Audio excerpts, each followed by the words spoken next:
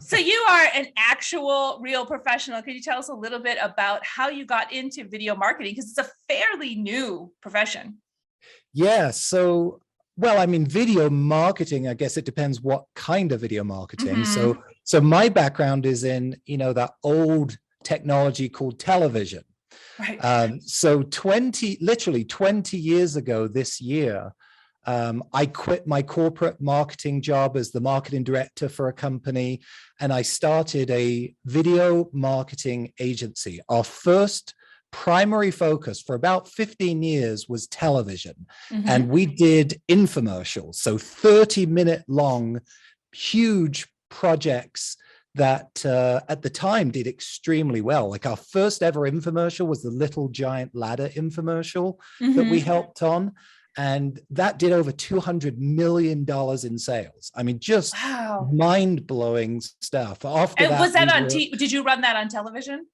Exclusively on television, yes. Yep. I personally, we're a creative shop, so right. we help with the production, and then there was another company that did all of the media buying. But yeah, after that, we did many more short form and long form commercials. Then we started doing corporate marketing videos. We worked for some of the biggest brands on the planet: LinkedIn, Google, McDonald's, Chevrolet. But bringing us to today, about 5 years ago is when our clients finally said, we're not doing any more TV. I mean, I don't know about you, right. but I can't remember the last time, I watched real TV, unless it's between sports or news. But you're certainly not flipping through channels like you used to, and that's how we would get you. So our clients started to say, we need to start doing stuff on social media. That's where everyone is migrating, right? We all know that. The problem is you can't take a video that was intended for television and just put it on social media and expect to get the same results. It's a totally different mindset. It's too long. It's too formal. It doesn't feel authentic enough when it's on television. Yes, I'd challenge that it's too long, and we'll get to that. Okay. Because Netflix is still around. Sure. People will still watch long videos if they're entertaining. And anyway, the big thing happened about 5 years ago when we finally said, okay, if we're going to go after these people on social media, the reason why we go on social media is to be entertained. It's to kill a few minutes on our coffee break. It's to have a little bit of a break. And so the closer that you can get your content looking like the reason why they're there in the first place, it stands to reason that you're going to connect with them on a whole different level than if you're just doing a meat pitch, right? Buy my product. Nobody wants that. And so that's where we spent a lot of time, because up until this point, anytime some clients had said to us, we want to do a funny video, we said, sorry, we're not that company, because you've got to have the right team to do it right. The worst thing that you can do is try to be funny and end up looking silly. This is something that I was sort of batting back and forth with you before we got on today, which is everybody has a different idea of humor and what is funny. How do you go about testing that? And how do you make sure it's not going to fall flat after you've, invested the money in producing it? Presumably you test it before you actually do all the production. Yes, so that's one of the steps that we'll go into in detail. But the simple answer is it's not funny unless the people that you want it to be funny to smile or laugh when they read the script or watch the video. And so the key is testing. There's a totally different kind of video that you're going to be making if you're trying to attract CEOs of enterprise companies compared to if you're selling an acne cream to teenagers. Two totally different kinds of funny. And so you have to be relevant, and that, we can talk about the first step, which is doing your research and clearly defining your audience. But before I go there, I'll just kind of finish off and bring us full speed. The reason why people should listen to what we're about to talk about is that in 20 years of doing this, for the first 15 years, the biggest video that we'd ever done got 100,000 views on YouTube, which I thought at the time was pretty good. The very first campaign that we launched 5 years ago, when we made this huge shift, was a very small company. It was a SaaS product in a niche audience, and we generated over 7 million views of that video, and immediately translated into $500,000 of SaaS subscription signups. Wow. That was our first clue that we were onto something. And are those 7 million views paid or organic? Very good question. The majority are paid. This is not about let's make a video and hope it goes viral. Right. What CEO can plan for that growth? What CEO or inventory manager can order in the supplies based on a wish? Further to that, videos don't actually go viral anymore if they're an ad. The platforms are too sophisticated, and they know if you're trying to make money on their platform, they're going to penalize that ad unless you put ad spend behind it. So I always explain, like, if I was to build you a vending machine that was full of $100 bills, but it cost $20 to use, how many times would you want to use that machine? Forever. Right. Forever. It's a silly question, Yep. but that's what these videos, based on a comprehensive campaign. It's not just making the video, it's knowing where do I need to then buy ads to show that video, who's the target audience I need to show it to, what's the experience that somebody's going to have when they click on that video and go to a squeeze page. It's about a comprehensive marketing strategy, not a wish that lightning will strike. So your clients are running uncapped budgets, spend as much as we can handle basically on the sales side, uncapped budgets to videos that are really, it sounds like they are direct marketing or direct response videos with humor in them. Exactly. That lead to a landing page that they're optimizing for conversions. Exactly. And it's a bit of a rabbit hole, but let's talk about the word uncapped budgets.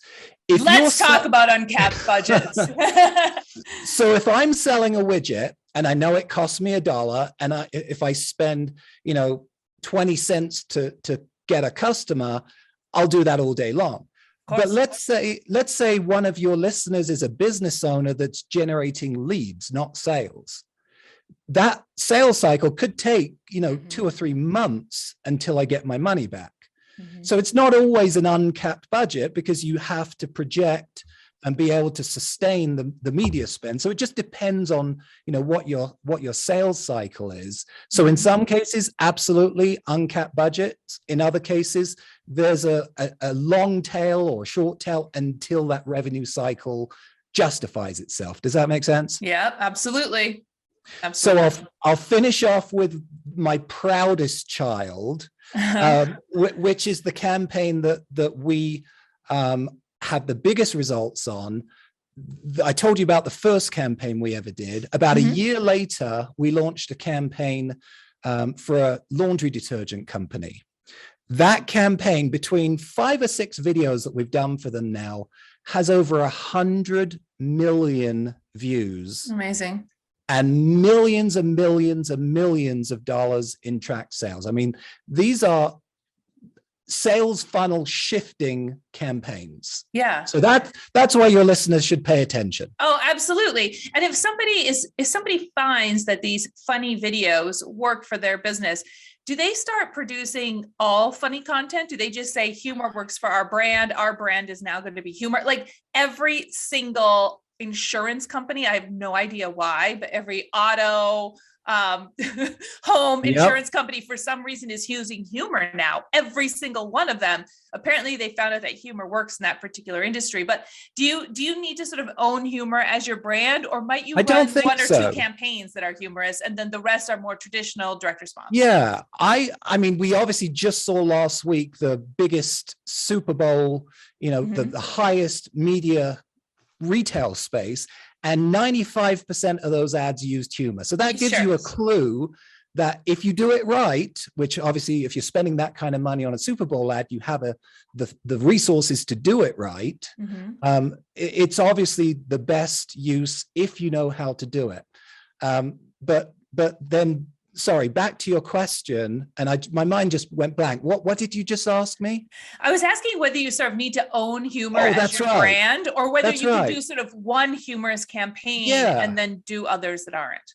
So I don't have any clients that have hitched their wagon to humor and have said, this is all we're going to do. Mhm. I think marketing is like a salad. You need to have different ingredients, and, you know, it doesn't make sense. If you're going to see this funny video as a top of funnel video, that's the first impression. It's Mhm. designed to get somebody who knows nothing about your product or service to click into your sales funnel, Mhm. whatever that means to you. But then the middle and the bottom of the sales funnel can be more instructional videos or more detailed unboxing videos, customer testimonials. I think people should have every single tool in their arsenal available to them. This is just, for me, the most effective way of getting people into the funnel. Awesome. Okay, so we have talked about how powerful humorous videos or funny videos can be for your business and for your marketing. Can you walk us through your 8-step process for creating funny videos? Sure. I will try to go fairly quickly through them. I could spend a lot more time, but you can download the full ebook that goes through all of the details. It's right on our homepage at funnysalesvideos.com. But okay. Remember that URL, funnysalesvideos.com. Easy one. It's right behind me, funnysalesvideos.com. So anyway, number one, we've already talked about quickly. It's identifying who is your audience. Who is the person that you want to watch this video? Nobody would ever write a personalized letter, walk to the mailbox, and then decide who to address it to. Right. Yet that's what a lot of marketers do. They just kind of write their copy or write their scripts or write their websites, thinking about themselves and why they invented the product. They're not thinking about who is it that's going to be reading this. And I don't just mean consumers. I mean, what's her name? What radio stations does she listen to? What's her favorite food? What kind of social issues is she aware of? Or you know, really get down to a granular customer avatar. And the best way that we have found is to go out and read their words. The way that we do this with our clients is we typically won't take on a client until we have read through at least 100 customer reviews. And we create spreadsheets and figure out what are the most common reasons why people say they love your product, or what are the most common reasons why people say they don't like your product. And we have to address those if there's a statistically significant amount of people saying that. Now, maybe you don't have 100 reviews. We'll go steal your competitors. What's the nearest thing that's like you? It doesn't matter to me whether they're your customers or someone else's. We want them to be your customers. So let's go read what they're saying. Let's find out their pain points and figure out what things need to go in this script for them to be able to say, he's talking to me. We recently had someone named Monica Badiou on the show, and she talked about words that sell. And that was one of the strategies she pointed to, was finding your competitors and reading the reviews about their products, because that gives you an idea of, you know, where there's an opportunity for you and what words people are using to describe their needs. I think it's a great, especially when you're early stage and you don't have those 100 reviews yet. Yes. And what I'm really looking for is 5 key selling points. Now, we got to it earlier. Our average video is about 3.5 minutes long. Most people say, wow, that's way too long. And I say, it is if it's boring as hell. But if it's entertaining and it's engaging and it's telling you a story and you're saying, that looks like me, and oh, they have that same problem that I do, and oh, they've got a solution, maybe I should lean in a little more and give it an extra 5-10 seconds of my attention. And then each 5 to 10 seconds, I got to earn the next 5 to 10 seconds. There's a strategy that gets people to get hooked at the beginning of the video and then spoon feed them mostly entertainment, but every now and then I'm going to sneak in a few vegetables, right? It's like the book Jerry Seinfeld's wife wrote about how to trick your kids into eating their vegetables. Yeah. That's what we do with sales copy in between the entertaining jokes and, you know, fun things that we put into our videos. That's great. And then, by the way, because you're doing that on the video, do you need to replicate it on the landing page?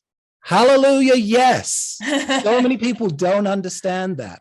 It has to feel like a seamless process that I haven't left this world and now I'm in this totally different world. Right. The best squeeze pages are when the agencies that we partner with who deploy these campaigns say to us, you know, we want some photography from the shoot so that we can make the squeeze page look like it's hosted by the same character that hosted the video. Yeah.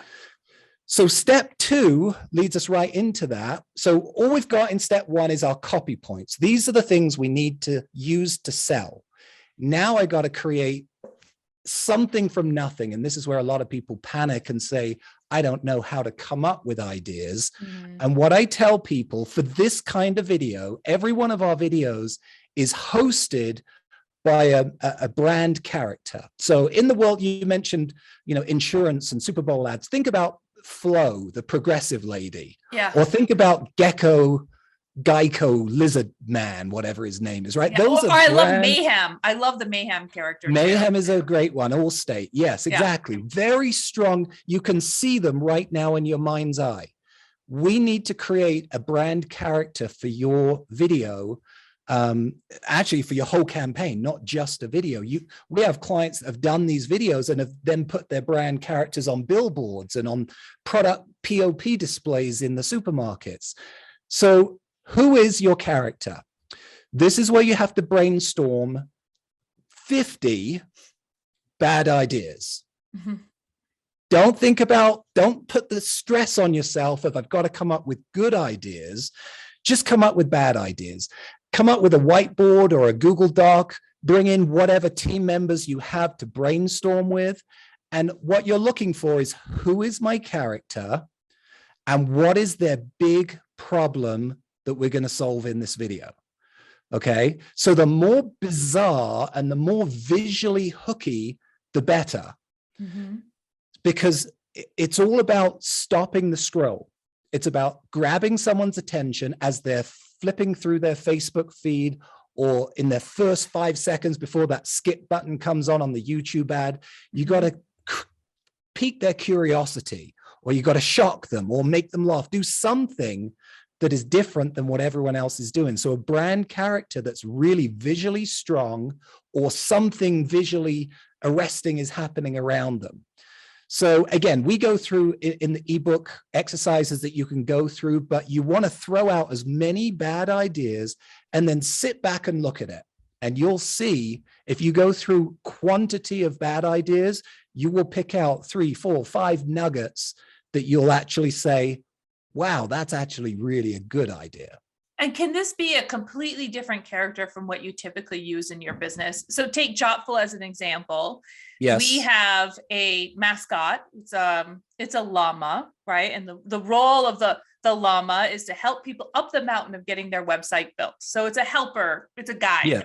Yes. And then in the videos, it's oftentimes me actually talking about how I started Jottful and how I did it to resolve my mother's problem because I've been managing her website, right? So we have these 2 characters already that we use throughout our marketing. Should it be one of those 2 characters for consistency reasons, or should you choose something totally different specifically for humor?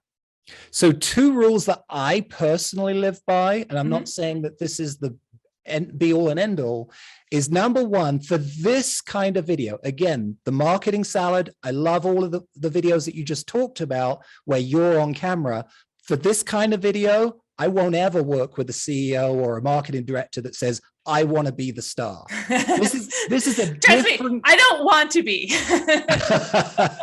Yes. No, this is a different kind of video. Yeah. And we'll talk later about how to find actors, but your actor is the second most important element of the ingredients, second to the script. So I say no on being your own actor. I also say no on bringing in an animated character to be the hero. Oh, interesting. This is about a human to human connection. Okay. Even some of the big videos like Squatty Potty, where the Harmon brothers created, a pooping unicorn, they still had the prince, right? The human character. The sidekick was the unicorn, but the main brand character was that prince. So yes, great question. For this kind of video, it's all about finding an experienced comedic actor. Love it. Okay, so we've come up with our many, many, many ideas. We've distilled it down. As an agency, we distill it down to 5. We present those to the client. You never want to present your bad ideas to the client because they'll probably pick it. Yeah. And then they'll pick 2 bad ideas and ask you to mix the 2 together. Am I right? Yes, very good. I can see you've had a similar experience. So step 3 is the actual scripting. So once we say, here's our character, here's the big problem that they have, and obviously that problem has to be solved by the services or the products that you sell, then we bring in a story writer, right? A creative writer that will take those marketing copy points, take the character and weave an arc, a story arc, right? So the story is present the person that has the problem, present somebody that introduces them to the solution, and then show why their life has been magically transformed because of that. Those 3 things are the story arc to any great movie. It's all very formulaic. If you go listen to Donald Miller's Story Brand, he talks all about that. So a lot of people are surprised when I tell them our scripts, every single one of them, were a product of at least 7 to 8 writers. Wow. These great ideas, these great stories never come out of one brain. It's always the wisdom of the crowd. And so are they comedy writers specifically? Yeah, that's step 4. You're jumping ahead. But yes, sorry. No, you're good. You're good. So far we've had a marketing writer that's established the copy points. Then we bring in a storyteller that creates the story arc. Now step 4 is bring in the comedy writers. So at this point, the story isn't funny. It may be fun and hopefully it's entertaining, but it's not funny yet. And then what I do is I have a whole bench of freelance comedians. None of them work for me full time. They're all professional comedians. Like literally that's their day job. In fact, some of them, it's their night job. They work on cruise ships as the comedian of the night. And during the day, they're sitting on the beaches of Barbados writing comedy for me. So, your listeners can do the same. Reach out to people. Comedy writers or comedians in general are typically, looking for work to fill their days while they're not doing their regular work, which is normally done in the nights. So I found a lot of mine on Fiverr. I found a lot of mine on just networking and watching shows on YouTube and then reaching out to the writers of those shows. I've found some watching stand-up comedy and then, literally just going to that person's web page. Some of them have agents, some of them don't. You'd be fairly surprised at how reasonable, we're talking $100 an hour to do some punch up. Now, you're not looking for these comedians to write your script. They're not good at that. What they're good at is taking an existing script and saying, oh, a joke right here would be really funny, and here's an idea. So what I'm doing is I'm collating, and I personally creative direct every project that we do. So I'm not doing any one thing, but I'm overseeing everyone else. And I'm deciding which of these 5 comedy writers, 10 jokes. So, maybe I've got 50 jokes, which 10 or 15 are going to make it onto the page. And it's not about which is the most funny. It's about which is going to make the sale. Now, you'd think that would be a contradiction in terms. The jokes can't distract from the journey. They also can't be too offensive that it's off brand. A lot of companies are worried, well, my company is very professional. It doesn't matter if your company is professional or not. Show me one ad from the Super Bowls that wasn't from a company that considers themselves professional. But it still has to be on message. It still has to further that sale without confusing people. The point of the humor is to keep somebody's attention until they make the sale or make the lead or whatever it is that we're trying to create at the end of the video. Mhm. So, I mean, there's a whole journey that goes in there, but basically step 4, add the comedy.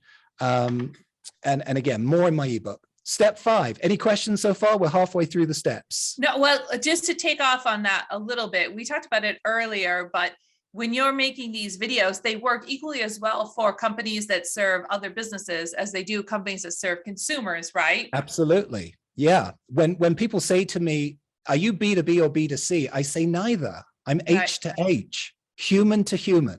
It doesn't matter if you're a CEO or a janitor.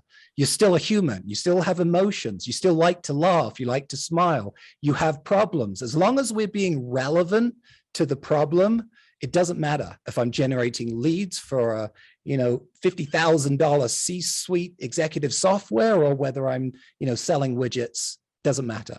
Mm-hmm. So step 5 is the production. This is where we've got a script. And back to your point earlier, at every step we're testing. So when we come up with the brainstorm ideas, we're going to test that on a few of our customers. Or when I work with clients, I say, give me the emails of maybe 5 or 6 of your top customers that you trust, that I can, put a finger up in the air and test whether the direction is working. And so I'm testing everything that I do as we go along on the avatars that we're looking for. Isn't that difficult? I mean, is it difficult for a customer to hear half a dozen potential storylines and know which one is likely to sell? Or do you wait until it gets to a certain point of completion or polish before you do that? Yeah, that's a great question. And the answer is it depends. I hate throwing stuff out that's not polished, but you have to do it to get raw feedback. And so it is a delicate process because you don't want the customers to think, wait, this is it, because they don't see the big picture.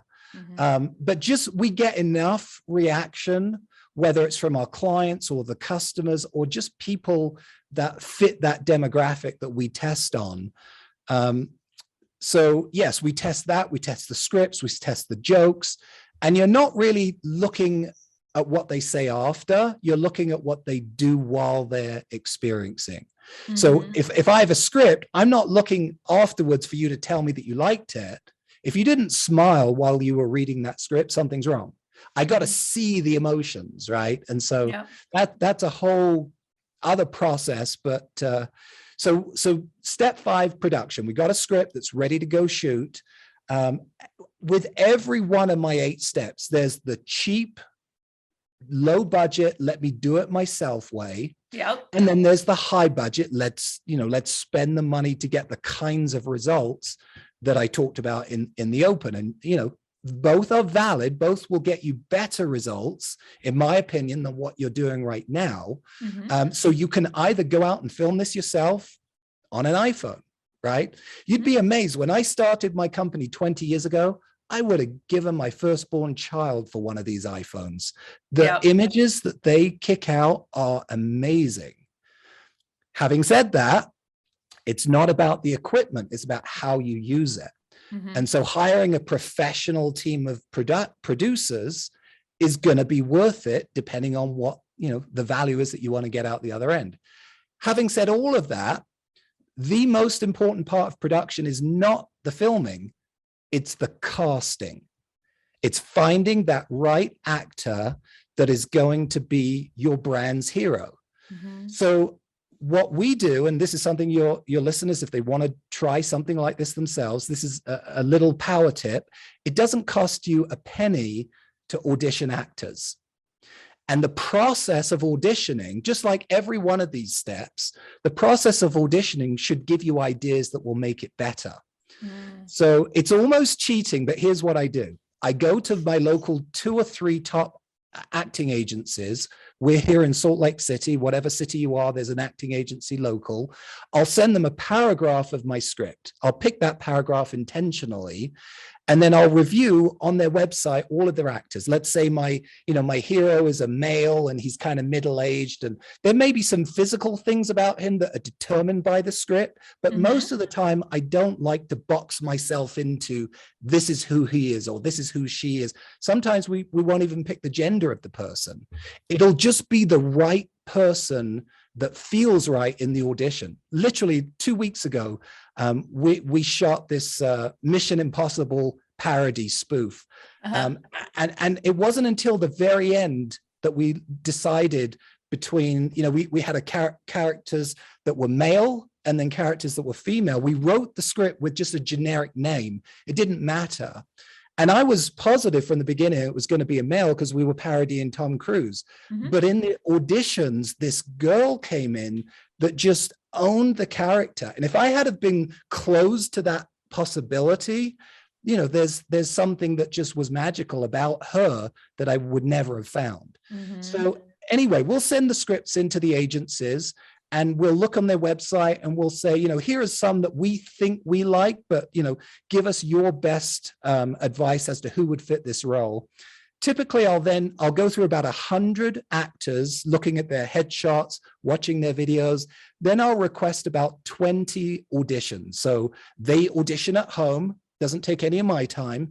They send me their links. The agency will send me a Dropbox link to download all 20 or however many there are.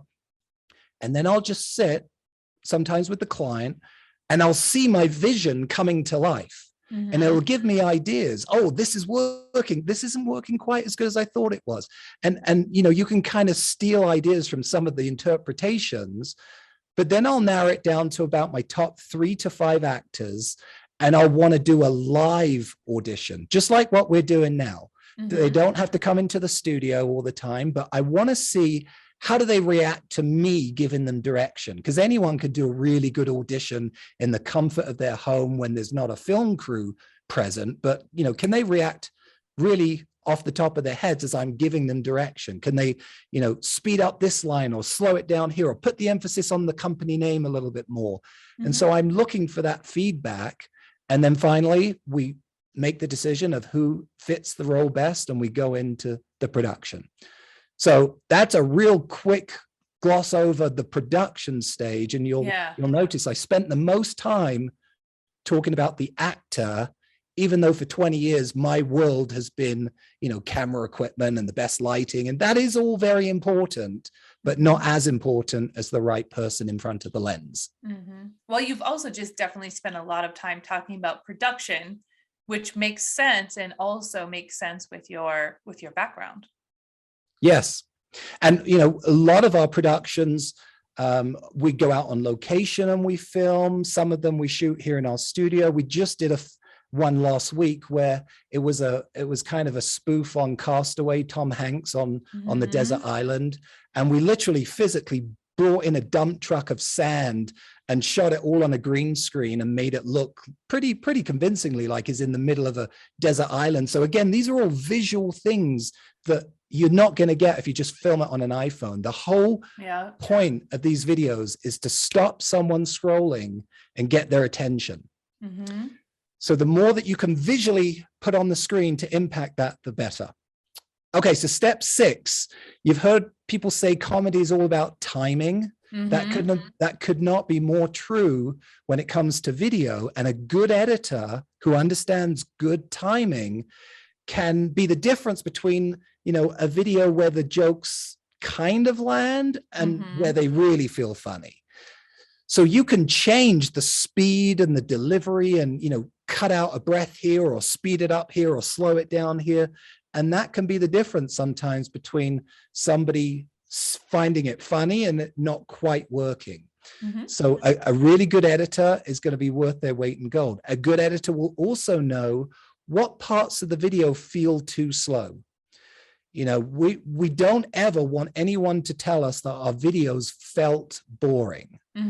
We almost want to overload your senses. We almost need you to say, whoa, slow it down. It's too much. That's what we need to do in this world of, over communication where everyone is bombarded every second with a different message. Yep. Another thing about editing that people kind of, they're surprised when they hear, the majority of our campaigns, we will edit the same video into 32 different versions of that same video so that we can test. Now, let me explain why we do that. The first thing we do is every video that we do, we film and edit 3 totally different opening hooks. Yep. Why do we do that? Because we're ABC testing. I recently did a LinkedIn vlog where I played 3 different opening hooks to the same video. Version 1, after doing some ad spend on it, did a 1.9 return on ad spend. Version 2 got a 2.7 return on ad spend, and version 3 did a 4.1 return on ad spend. We never would have known that if we had just gone with the first version. As good as we think we are, we're never right. Like literally, you have to test things on a big audience to figure things out. The second thing we do is we film and edit 3 totally different offers, 3 different CTAs, calls to action. So offer 1 could be buy 1, get 1 free. Offer 2 could be get 20% off.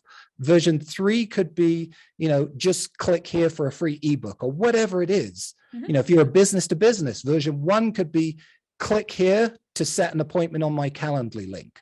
Version 2 could be download my free ebook. Version 3 could be, click here just to go to our website. Whatever it is, you gotta be testing what works better. Or else it's kind of like going to Vegas and just putting everything on, 1 square of the roulette wheel or whatever. So with 3 different openings, 3 different intros, 3 different outros, we have now 9 permutations already of video. Yeah, you're checking my math for me. So we then do 2 lengths of that video. We'll do a full length version that's typically 3 to 4 minutes long. Then we'll do another version that's under the 2-minute mark so that we can get it on Instagram and other platforms that don't allow longer videos. So now we're up to 18. Yep. And then we never want to force one video on every platform. So what we do is we create a widescreen version for YouTube and desktop. And we don't put subtitles on those because we know that if you're on YouTube, then you're listening to the sound. But then we'll do a second version with a square format so it fits your phone much better. And we graphically design all of the titles, all of the subtitles, so that when you're, laying in bed at 6 a.m, scrolling through Facebook, and your partner next to you is sleeping, you're not going to turn the sound on, but you can still follow the story because I'm, basically putting the subtitles on the screen. You never want to let the platforms automatically generate those. If you're serious about communication, you want to do that intentionally. So there's 32 different versions. Yeah. The difference between handing that folder of media over to the marketing agencies that we partner with to deploy these campaigns and just giving them one video, which is what they're used to, it's just like giving them the ability to do their job. Yep. So that's step 6 is editing. Step 7 is testing. We've already talked about that. At every single step, you're testing. Now, after you've launched this video, and typically, this isn't my area of expertise, but I know how it goes. What we'll do is we'll hand all of those assets to a digital marketing agency or an in-house team of the clients.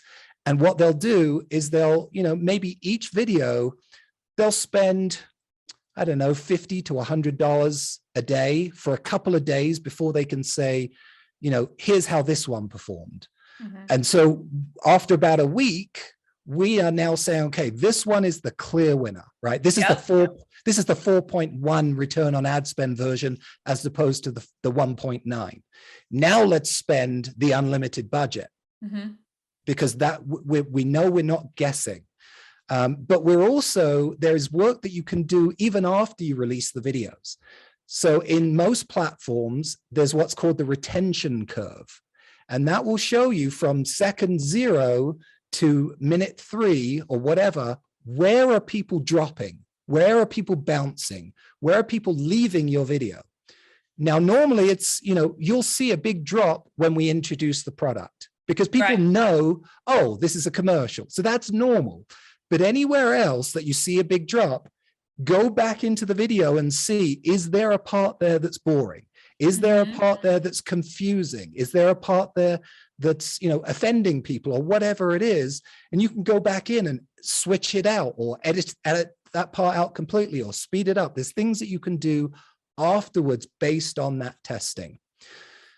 And then step 8, the final step, it's really simple. And you kind of alluded to it earlier. It's forget going organically viral. Yeah. Put together a business plan, put together a strategy that's going to allow you to repeatably use this new asset to drive business. You will get, because of the kind of video, you will get a lot of people sharing your video. With our client that we have 100 million views, maybe 5 to 10% of those are viral, organically viral, that we didn't pay for. That's pretty good. Who wouldn't like that many free views? But it's not the meat of it. You shouldn't rely on that. That's just the cherry on the top. But the whole principle behind this is that if you can create content that people lean into, engage with, even if they don't buy the very first time, you're increasing the likelihood of retargeting to that person. And the next time that they come along, they like you already. And they're more likely to listen. And that's why these videos perform at such a higher level than anything that I've seen in my 20-year career. So assuming you have a video that's fairly well optimized and you have a big enough audience that you can run it without hitting them every single day with the exact same video, assuming all of that, how long can you run a piece of content like this before it starts to lose its potency? That's a great question. So I have clients who are huge businesses that spend, tens of thousands of dollars a week on ads. And we typically see about once a quarter, we're refreshing their creative. But that's a huge media spend that they're putting out there.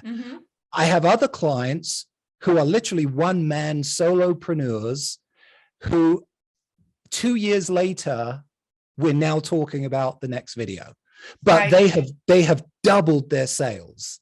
I mean, I haven't even got into case study after case study of companies that have, been pretty well optimized at running digital marketing. And all we've done is come in and replace their ads with ours.